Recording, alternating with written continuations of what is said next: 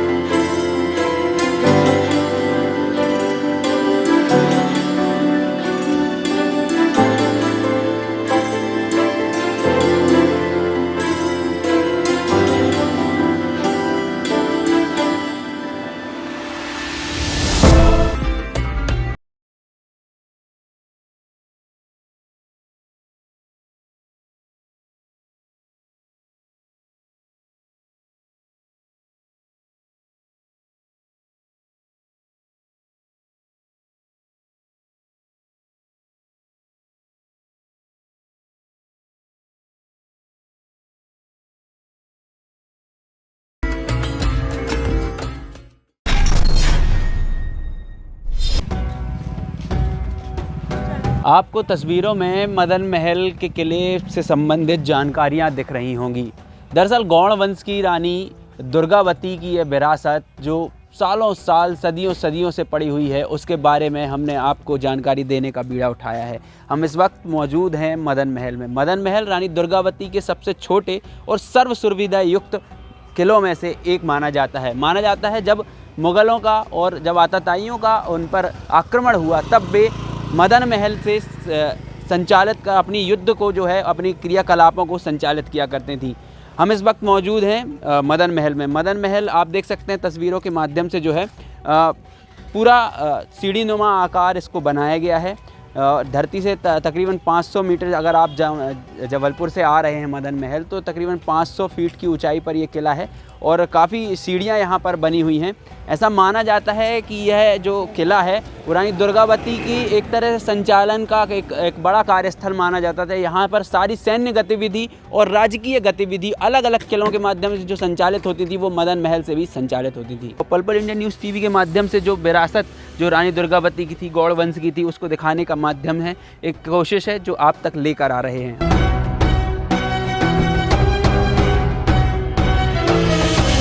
माना जाता है कि उस समय जब इस किले का निर्माण कराया जा रहा था, तब यहाँ 9 लाख रुपए की 2 ईंट इस किले के नीचे दबाई गई थी, उसके ऊपर किला बनाया गया। ऐसे मान्यताएं ऐसी भी हैं, इतिहासकारों का कहना ऐसा भी है कि यहाँ पर बहुत पुराना खजाना मौजूद है, जो कि उस समय अंग्रेज़ों के कारण जो है, मुग़लों के कारण जो था, जो आक्रांता थे, उनके कारण रानी दुर्गावती ने और शासन करने वाले लोगों ने दबा दिया था। इस किले के बारे में एक और बात जो प्रचलित है कि यहाँ से तकरीबन 4 सुरंगें निकली थी, जहाँ से गुप्त मार्ग से रानी और जो उनकी सेना थी या जो वो आगे की क्रियाकलाप करती थी, वो हुआ करते थे। एक जो सुरंग है वो यहाँ से रानी ताल, दूसरी 64 योगनी, तीसरी भेड़ाघाट और चौथी मंडलगढ़, यानी आज के समय में जिसे मंडला कहा जाता है, वहाँ तक जाती थी। तो यह इतिहास है। और आप देख सकते हैं मेरे पीछे पूरी तरह से एक बिखरा हुआ किला आपको दिखाई देगा तस्वीरों में।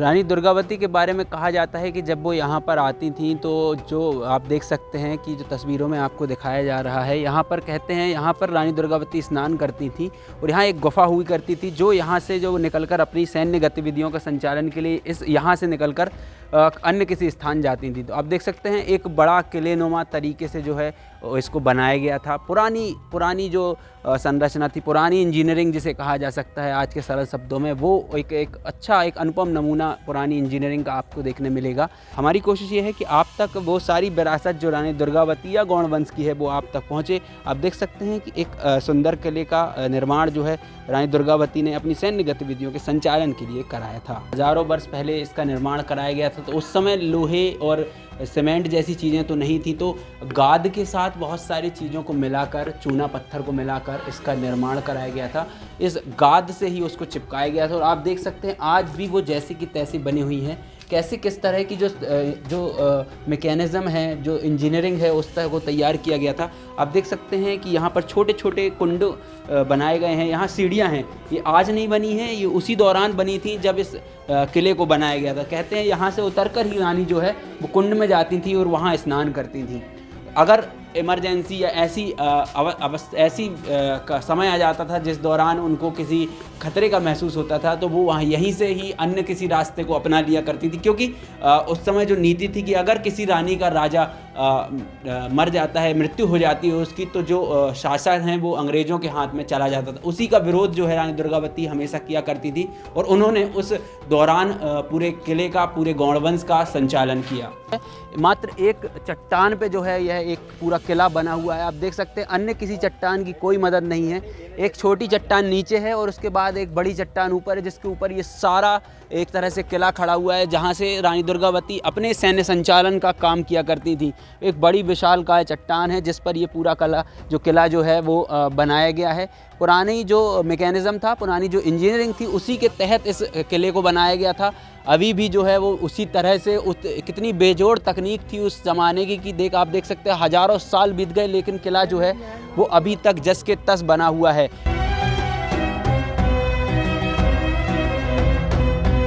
आप देख सकते हैं ये बहुत ही सकरा रास्ता है ऊपर जाने के लिए। यहाँ से अगर आप जाएंगे, आप 4 लोग अगर आते हैं, ये एक तरह से सैन्य उपकरणों को या सेनापति जो यहाँ पर हुआ करते थे उनको यहाँ पर तैनात किया जाता था। यहाँ से ही वो आने वाली जो सामने होने वाली गतिविधियाँ हैं उनको देखा करते थे। हम आपको ऊपर ले चल रहे हैं। ये काफ़ी सकरा रास्ता है। असल में ये युद्ध लड़ने के लिए या लोगों पर दुश्मनों पर नज़र रखने के लिए इसका निर्माण किया गया था, इसलिए भी इसको जो है इस तरह से बनाया गया है। इस वक्त हम मौजूद हैं मदन महल किले के बिल्कुल ऊपर। आप देख सकते हैं कि यहाँ पर जो है बड़े तादाद पर सैलानी रानी दुर्गावती जो हैं उनकी विरासत को देखने आते हैं। आप देख सकते हैं यहाँ पर काफ़ी लोग हैं जो यहाँ से इस पूरे एरिया को देख रहे हैं। यहाँ से अगर आप तस्वीरों में देखेंगे तो आप पाएंगे कि रानी दुर्गावती जो इसे एक तरह से सैन्य गतिविधियों के संचालन के लिए उपयोग किया जाता था। यहाँ से अगर आज की भाषा में कहें तो यह एक तरह का वॉच टावर है।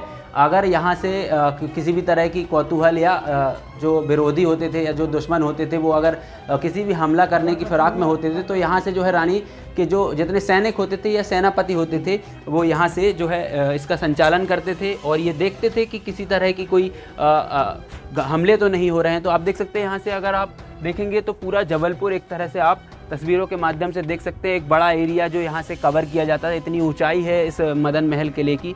तो जो गोंडवाना साम्राज्य का जो इतिहास रहा है उसको दिखाने की कोशिश है। उसी की कड़ी में यह मदन महल किला और उसकी विरासत जो बिखरी पड़ी हुई है उस पर कितना काम हो रहा है सरकार द्वारा, यह आपको दिखा रहे हैं। और चूँकि आज़ादी का अमृत महोत्सव भी चल रहा है, उस संबंध में भी यह एक छोटी सी पहल है आपको दिखाने के लिए।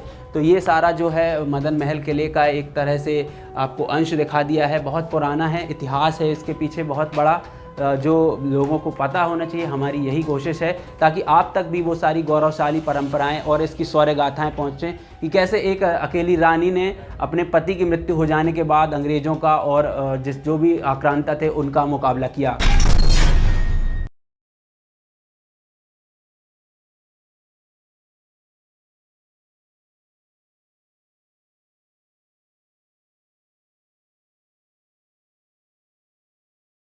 तालाब के पास हैं और यह तालाब ही 15वीं शताब्दी के गौड़ शासक राजा संग्राम शाह ने बनवाया था और यह एक अलौकिक विरासत के रूप में जाना जाता है। वहीं संग्राम सागर तालाब के पास बाबा भैरवनाथ का मंदिर है जिसका गुम्बद लोगों के लिए एक ही अलग ही आकर्षण का केंद्र बना रहता है और यहाँ पर कई भक्त बाबा भैरव के दर्शन भी करने आते हैं और उनकी समस्याओं का निराकरण भी होता है।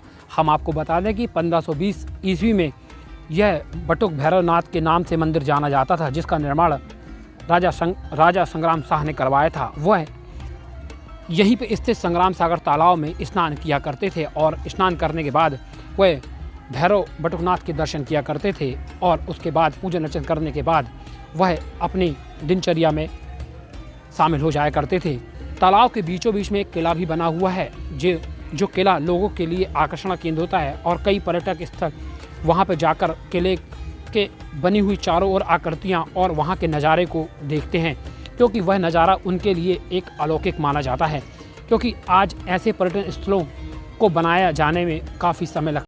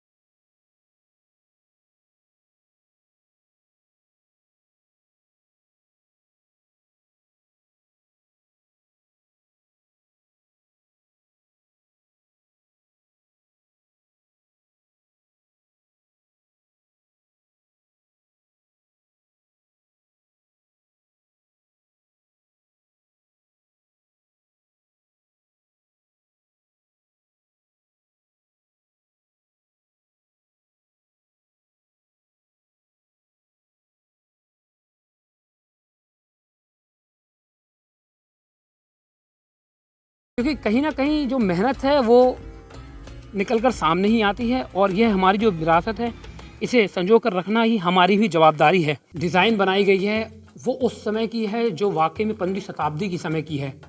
आज भी इन कारीगरों को यह नक्काशी बनाने में बहुत सा समय ले लेते हैं या फ़ोटो खींच कर लेकर जाते हैं, तभी ऐसी नक्काशी बना पाते हैं। और यहाँ की जो नक्काशी है उसे देखने में आपको लगेगा कि इसमें प्राचीनता का एक विशेष अटूट रिश्ता है। ये हमारे जो दोस्त हैं जो आपको बिल्कुल जूम करके दिखा रहे हैं, ये उस समय की 15वीं शताब्दी की नक्काशी का एक नमूना है जो बनाया गया था। स्थल तो बना दिए जाते हैं लेकिन व्यवस्थाएं उस प्रकार से दुरुस्त नहीं की जा रही हैं, जिसका खामियाजा हमारी विरासत को भोगना पड़ रहा है। अगर इनको व्यवस्थित रूप से संजोया जाएगा तो यह विरासत कहीं ना कहीं एक बड़ा इतिहास निकालकर सामने ले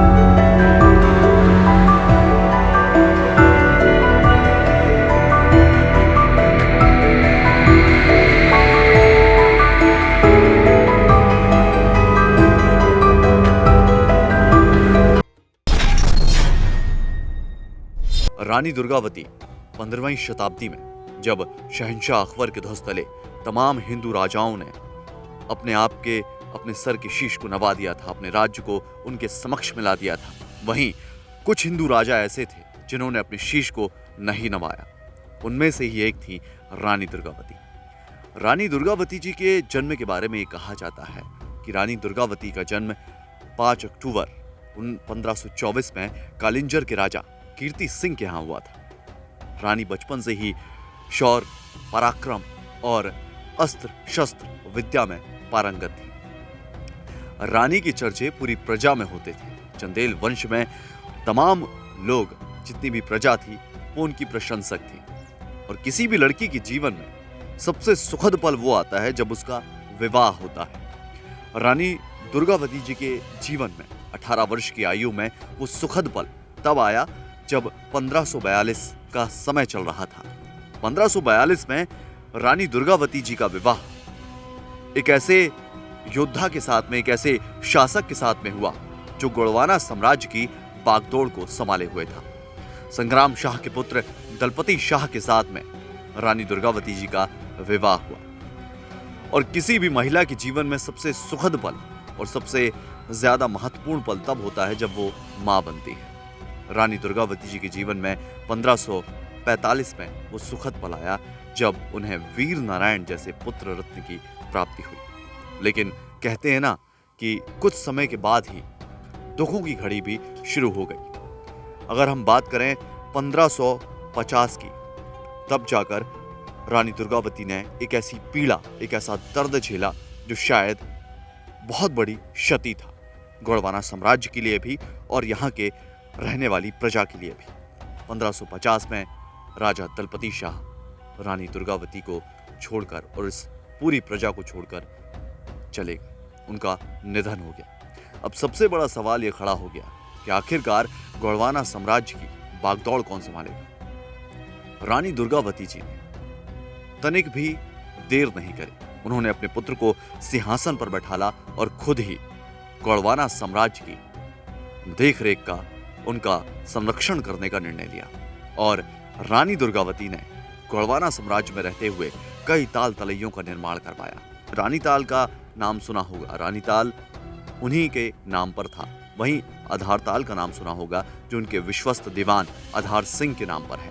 और चेरी ताल जो कि उनकी शिष्या हुआ करती थी, उनकी दासी हुआ करती थी, उनके नाम पर चेरी ताल है।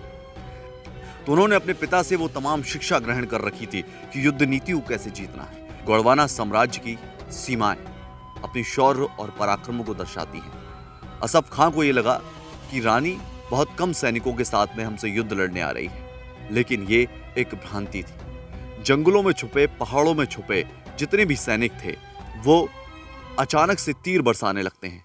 असफ खां की सेना कंफ्यूज हो जाती है। असफ खां खुद आश्चर्यचकित हो जाता है कि आखिरकार ये तीर आ कहां से रहे हैं, और हजारों की तादाद में सैनिक मरने लगते हैं। असफ खां से युद्ध लड़ते लड़ते रानी दुर्गावती जी मंडला के क्षेत्र से होते होते जो रास्ता बरगी की ओर जाता है, जहां पर इस वक्त हम खड़े हुए हैं, जिसे गौर नदी का किनारा भी कहा जाता है, वहां पर रानी दुर्गावती जी आई। और जो स्थान आप इस वक्त देख रहे हैं, यहीं पर जब उनके पुत्र कुछ समय पहले उसी युद्ध के दौरान, जब असफ खां से वो युद्ध चल रहा था, उस युद्ध के दौरान घायल हुए, तो रानी दुर्गावती ने वीर नारायण को एक सुरक्षित स्थान पर कहा कि आप यहीं रुक जाओ, और वीर नारायण को वहीं सुरक्षित स्थान पर छोड़कर खुद युद्ध भूमि में अपने युद्ध को प्रारंभित रखा। इसी स्थान पर उन्होंने अपने विश्वस्त दीवान आधार सिंह से कहा कि तुम अपनी कटार निकालो और मेरा वध कर दो, क्योंकि मैं नहीं चाहती कि मुगल मुझे जीते जी छीने।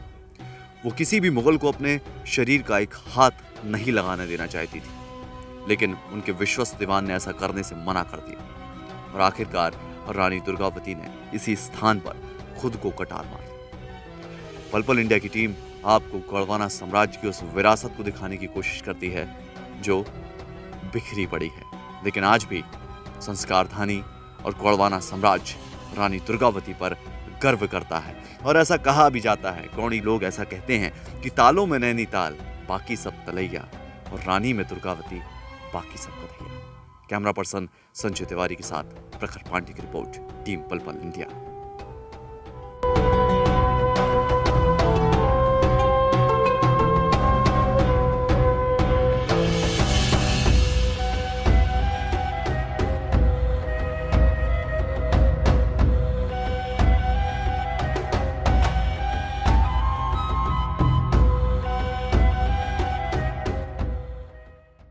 जबलपुर शहर का सबसे बड़ा न्यूज नेटवर्क पल पल इंडिया न्यूज अब 4 बड़े केबल नेटवर्क पर देखिए। सेल के चैनल नंबर 104, डिजियाना के चैनल नंबर 93, GTPL के चैनल नंबर 98, JCN के चैनल नंबर 45,